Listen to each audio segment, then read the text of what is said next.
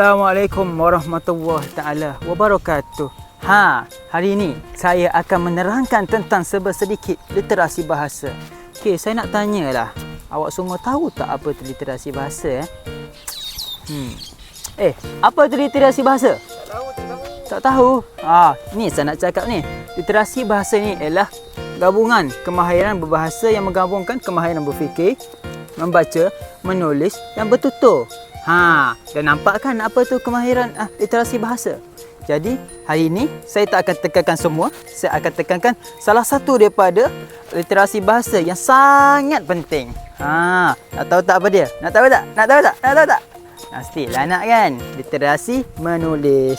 Okey, kita pergi kepada apa itu maksud literasi menulis. Sebelum itu, ini adalah tajuk tugasan kami.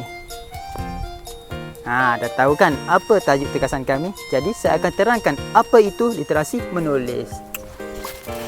Okey, literasi menulis ialah kebolehan memahami kandungan teks, bertulis dan menggunakan kemahiran menulis untuk mengembangkan pengetahuan, potensi peribadi serta meluahkan fikiran dan idea ke dalam penulisan dengan teratur.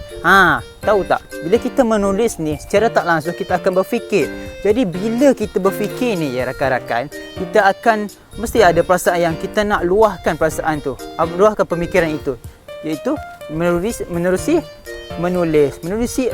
Menulis adalah salah satu medium untuk kita memperterjemahkan pemikiran kita. Dah nampak kan? Dah nampak kan? Jadi dengan literasi menulis ni, seseorang boleh mengambil bahagian secara aktif dalam persekitaran sosial melalui tulisan yang mereka hasilkan. Contohnya, kalau kita mengembangkan lagi penulisan kita boleh buat buku, kita boleh buat vlog dan sebagainya. Kemahiran literasi menulis ni merupakan suatu kemahiran yang asas. Bila kita dah pandai bertutur, membaca ni, mesti kita nak meningkatkan lagi kemahiran kita. Jadi kita perlu meningkatkan dengan kemahiran menulis. Kemahiran literasi menulis ni merupakan suatu kemahiran asas yang perlu dipelajari dan dikuasai oleh semua murid di sekolah rendah, semua murid di sekolah menengah dan seluruh masyarakat di dunia. Faham tak? Faham, cikgu. Jadi jika kemahiran ini tidak dikuasai, maka akan menyebabkan proses pembelajaran mereka terjejas. Kenapa boleh jadi macam tu? Sebab kita tak ada asas. Kemahiran menulis ini adalah asas yang sangat penting. Jadi kita haruslah mengembangkan lagi asas tersebut supaya masyarakat kita mengenal peradaban kita, mengenal apa itu erti kemasyarakatan. Jadi itu adalah secara ringkasnya apa itu literasi menulis. Jadi saya akan serahkan kepada rakan saya, iaitu Hasif, pada yang seterusnya. Okey, baiklah. Tadi rakan kumpulan saya, saudara Afif, telah pun menerangkan serba sedikit tentang apa itu literasi menulis. Jadi, saya akan meneruskan dengan menerangkan dan memberitahu tentang kepentingan literasi menulis. Sebagaimana yang kita sedia maklum, literasi menulis ini mempunyai kepentingannya yang tersendiri. Kerana kita sebagai manusia dalam kehidupan kita, semua orang, semua individu mengaplikasikan kemahiran literasi menulis ini. Jadi, antara kepentingannya ialah membolehkan seseorang itu menulis dengan kemas, cantik dan tersusun. Kenapakah perkara ini berlaku? Hal ini kerana literasi menulis adalah kemahiran di mana seorang itu akan mempelajari dan memperbaiki bagaimana dia mengasah kemahiran dia dalam menulis.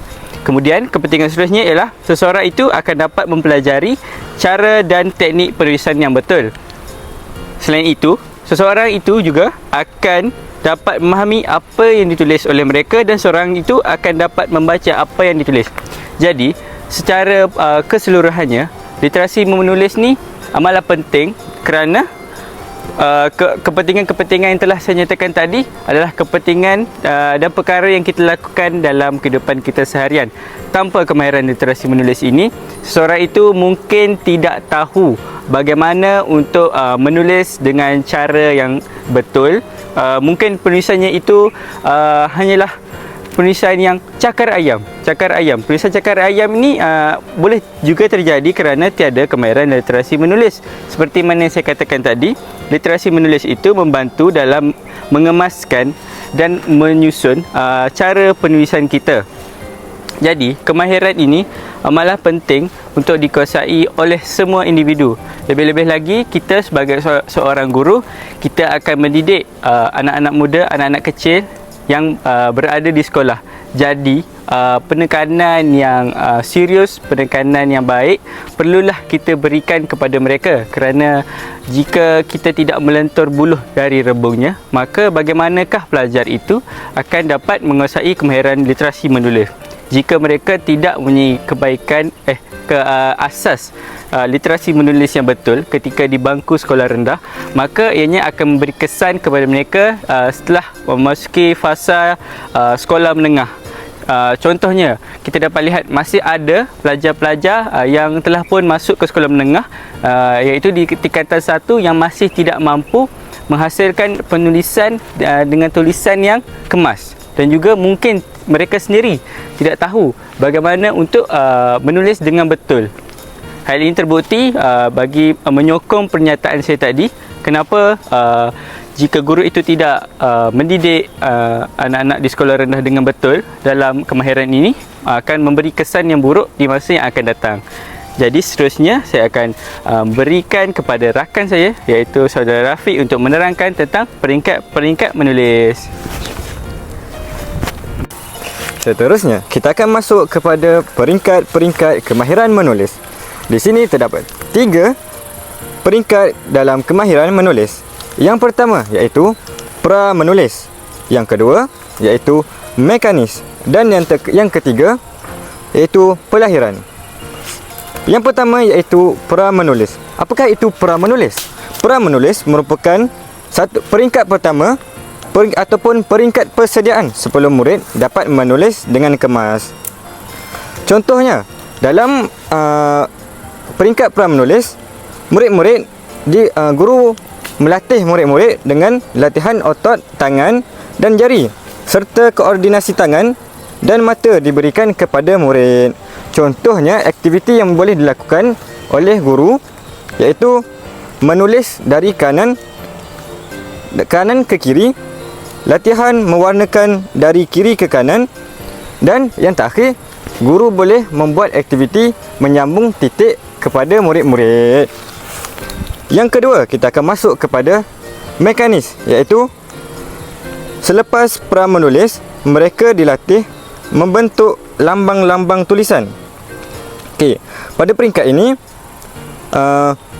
mereka telah melangkah satu peringkat daripada pra-menulis kepada mekanis, yang mana pada peringkat ini murid-murid juga telah menguasai kemahiran membentuk huruf-huruf besar dan kecil dalam abjad. Seterusnya, menguasai kemahiran menulis huruf, suku kata, perkataan dan ayat. Contohnya, contoh aktiviti yang boleh dijalankan oleh guru pada peringkat ini iaitu latihan menulis bentuk-bentuk yang mirip kepada huruf. Contohnya, guru boleh mengajar ataupun membuat aktiviti kepada murid-murid untuk membuat bentuk-bentuk yang hampir, yang menyerupai abjad-abjad itu. Yang kedua iaitu latihan menekap huruf yang ditulis dalam keadaan bentuk garis putus-putus. Pada peringkat ini, murid-murid diajar untuk menyambungkan garis-garis putus yang akan membentuk abjad-abjad tertentu, iaitu contohnya daripada garis-garis putus boleh membentuk huruf A, B, C dan sebaliknya. Okey. Dan terakhir sekali, latihan yang boleh dibuat oleh guru kepada murid-murid iaitu dengan latihan menamakan gambar-gambar. Maknanya guru memberikan satu gambar kepada murid-murid dan murid-murid menamakan gambar-gambar yang dilihat dengan betul dan tepat. Okey, yang terakhir sekali kita akan masuk kepada peringkat pelahiran. Apakah itu peringkat pelahiran? Peringkat pelahiran yang mana selepas murid-murid menguasai dua kemahiran sebelumnya dan akhir sekali melahirkan murid secara bertulis. Pada peringkat ini sepatutnya murid-murid telah menguasai banyak kemahiran lain iaitu mendengar, bertutur, mengeja dan juga membaca. Dan pada peringkat ini juga mereka sebenarnya telah boleh menulis pelbagai jenis karangan lain. Okey. Pada peringkat ini juga murid-murid telah boleh menulis dengan pelbagai jenis penulisan. Contohnya penulisan terkawal, penulisan berpandu, penulisan separa terkawal dan akhir sekali iaitu separa berpandu. Okey. Dalam kemahiran ini, aktiviti yang boleh dilakukan oleh guru kepada murid-murid iaitu contohnya menulis jawapan pemahaman, menulis karangan, menulis ayat berdasarkan gambar. Okey. Mengapa saya mengatakan demikian? Kerana pada peringkat ini sebenarnya murid-murid itu telah pun menguasai pelbagai kemahiran untuk masuk kepada penulisan karangan. Jadi pada peringkat ini murid-murid telah mahir menggunakan pen ataupun telah mahir menggunakan pensel dengan betul dan dapat duduk dengan keadaan selesa semasa dalam kelas untuk menghasilkan satu penulisan yang baik.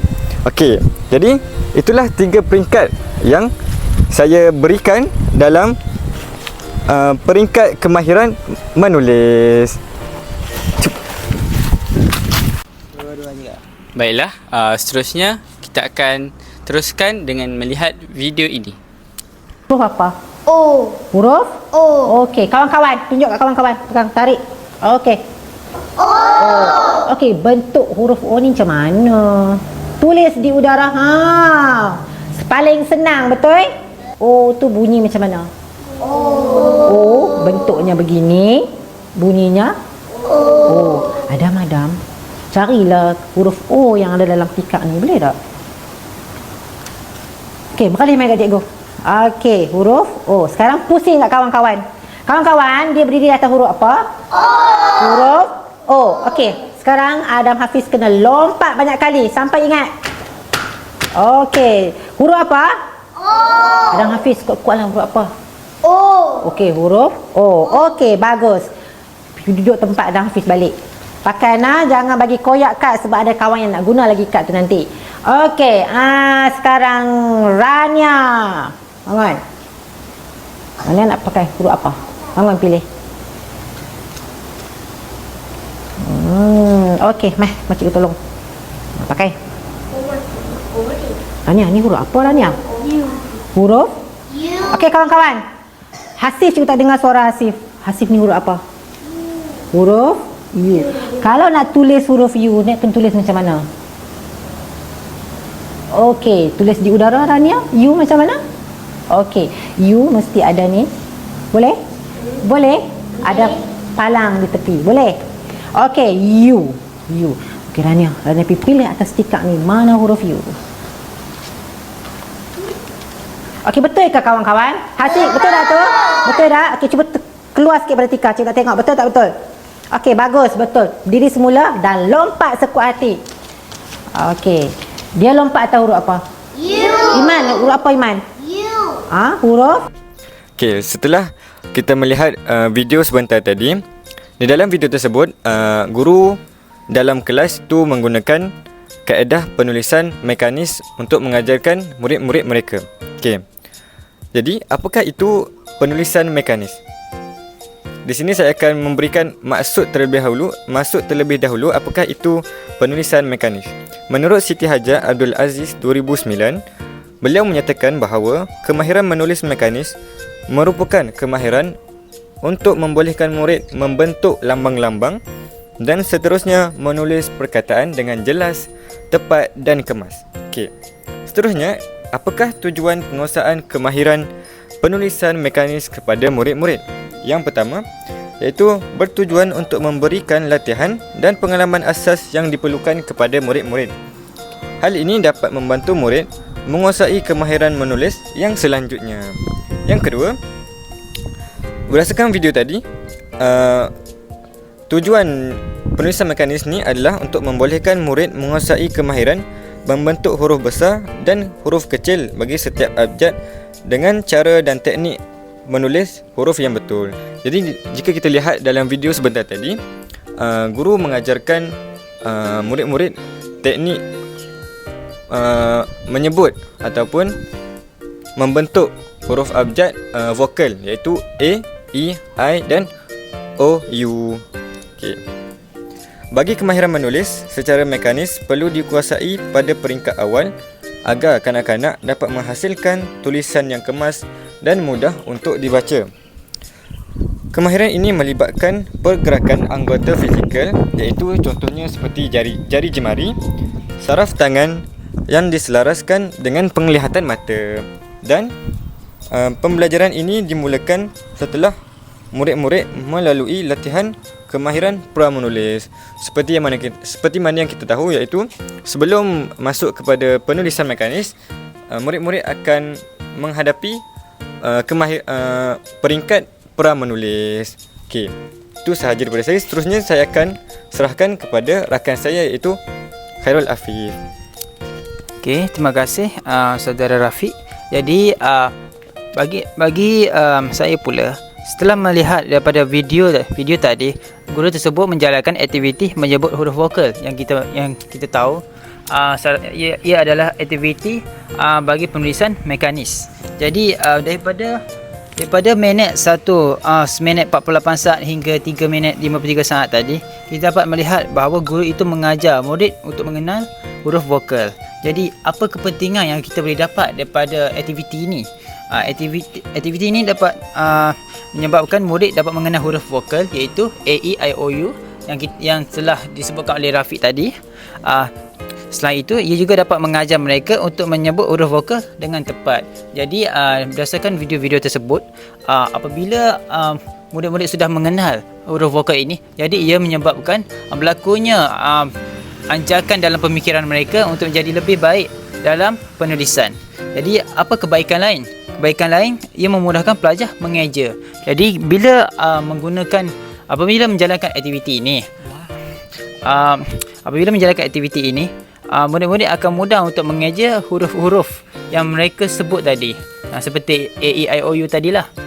Jadi seterusnya, dalam video tersebut juga kita dapat melihat guru menggunakan alat bantu mengajar mereka. Jadi ia secara tak langsung menyebabkan murid tertarik dan pada masa yang sama murid mudah untuk belajar tentang benda baru, kerana penulisan ini adalah asas. Jadi apabila guru menekankan pendekatan yang menarik minat murid, jadi murid akan mudah belajar dan juga akan meningkatkan lagi tahap pemikiran mereka. Seterusnya asas-asas kemahiran yang mereka asas-asas kemahiran mereka akan terus meningkat. Jadi itu saja yang boleh saya simpulkan daripada video. Jadi saya akan berikan kepada saudara Guru Muhammad Asif. Okey. Terima kasih, Cia. Kara Afif. Baiklah. Sekarang saya akan menterangkan dengan lebih terperinci tentang kandungan bahan pengajaran yang terkandung di dalam video tersebut. Jadi, jika kita lihat di dalam video tersebut, guru menggunakan kad sebagai kad warna, kad imbas sebagai alat bahan pengajaran. Sebelum itu, apakah itu bahan pengajaran? Bahan pengajaran ni adalah apa-apa peralatan atau perkakasan bahan perisian yang telah dikenal pasti untuk dipilih, dibina dan dipindah bagi menyokong dan mengendalikan sendiri. Penting ke kita nak kena guna bahan pengajaran semasa guru membuat sesi pengajaran dalam kelas? Penting, kerana dengan adanya bahan pengajaran tersebut, ianya dapat mengatasi masalah kekurangan masa dan tenaga pengajar. Seterusnya juga, ianya akan mencetuskan minat murid terhadap pengajaran guru. Kita sedar kita mengajar murid sekolah rendah. Jadi pemikiran mereka ini pemikiran yang kebiasaannya suka akan perkara-perkara yang ceria dan menyeronokkan. Jadi dengan sokongan bahan pengajaran tersebut,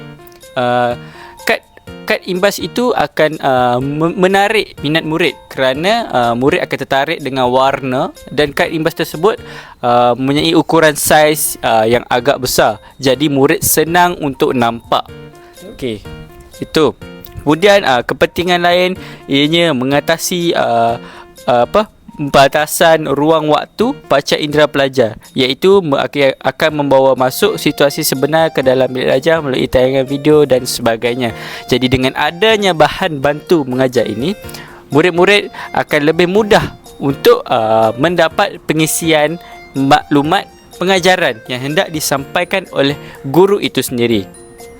Jadi bahan pengajaran ini mempunyai prinsip tersendiri, dan antara prinsipnya ianya boleh dipakai dalam jangka masa panjang. Mengapa? Kerana dengan prinsip tersebut maka guru boleh menggunakan bahan pengajaran itu dalam kadar waktu yang lama, bukan sahaja untuk pelajar kelas tahun 1, malah mungkin untuk tahun 1 bagi tahun hadapan dan tahun seterusnya. Jadi guru dapat mengelakkan pembaziran dan juga penjibatan kos. Seterusnya ialah kos yang murah dan sesuai dengan kedudukan kewangan guru. Guru mempunyai pendapatan yang tidaklah begitu besar. Jadi bahan pengajaran itu hendaklah sesuai dengan pendapatan guru. Dan akhir sekali ialah bahan sesuai dari sudut teknikal serta ketetapan maklumat. Jadi pemilihan bahan pengajaran itu perlulah sesuai dengan kita kata umur murid-murid. Jika murid masih lagi berada di tahap yang rendah, jadi pilihlah bahan pengajaran yang menarik, yang sesuai dengan umur mereka. Janganlah kita guna bahan pengajaran yang terlalu tinggi arasnya. Jadi seperti kita dapat lihat dalam bahan pengajaran tersebut, kita ada kad imbas huruf kecil dan juga huruf besar. Jadi pada kad imbas tersebut kita lihat ciri-ciri warnanya. Warnanya mestilah warna yang menarik. Janganlah kita guna kertas berwarna putih, kerana tiada unsur estetika di dalam kertas warna tersebut. Jadi pilihlah warna yang bersesuaian dengan minat murid. Seterusnya jadikan kad imbas itu sebagai rujukan kepada anak murid. Kemudian kad imbas tersebut akan menjimatkan masa guru untuk mengajar murid. Seterusnya murid akan lebih mengenali huruf kecil dengan lebih laju. Dan dalam video tersebut juga kita dapat lihat adanya papan putih pelbagai guna. Seperti kita sedia maklum, papan putih ini telah pun lama wujud, ataupun pada pembelajaran dulu mungkin mereka menggunakan papan hitam atau apa-apa papan yang menggunakan kapur. Tapi kebanyakan sekolah pada hari ini menggunakan papan putih yang sesuai digunakan dengan pen marker. Jadi dengan adanya papan putih pelbagai guna itu, ia merupakan satu tradisi yang digunakan di semua sekolah di Malaysia maupun di luar negara. Dan juga pelajar akan mengikut pelajaran dan murid tidak bosan kerana dengan ada papan tersebut, guru boleh menulis ataupun melukis apa-apa yang diperlukan. Jadi murid akan tertarik dan mata mereka akan tertumpu pada papan tersebut. Jadi itu sahaja untuk bahan untuk video yang telah pun kami paparkan sebentar tadi. Okey, kesimpulan yang kita boleh dapat daripada tugasan hari ini, kita tahu literasi bahasa ni amat penting dalam kehidupan kita. Kalau kita tak ada literasi bahasa ni, maka keupayaan kita dan kemahiran kita akan terjejas lah. Jadi tahap perkembangan kita pun akan terjejas. Ini yang sangat penting dalam kehidupan kita seharian. Jadi apa yang kita tekankan hari ini iaitu literasi menulis, iaitu penulisan mekanis. Ini adalah salah satu peringkat dalam melanjutkan lagi tahap kemahiran kanak-kanak. Jadi secara ringkasnya, video yang kita lihat tadi memberikan kita manfaat dan kita secara tak langsung memberikan kita kepentingan akan bahan batu mengajar serta aktiviti-aktiviti yang sesuai dalam mengasah kemahiran murid. Jadi itu sahaja daripada kami bertiga. Jadi semoga apa yang kita dapat ini dapat kita bawa kepada masa hadapan dan juga aplikasikan dalam kehidupan seharian. Jadi sekian, terima kasih. Semoga bermanfaat. Bye.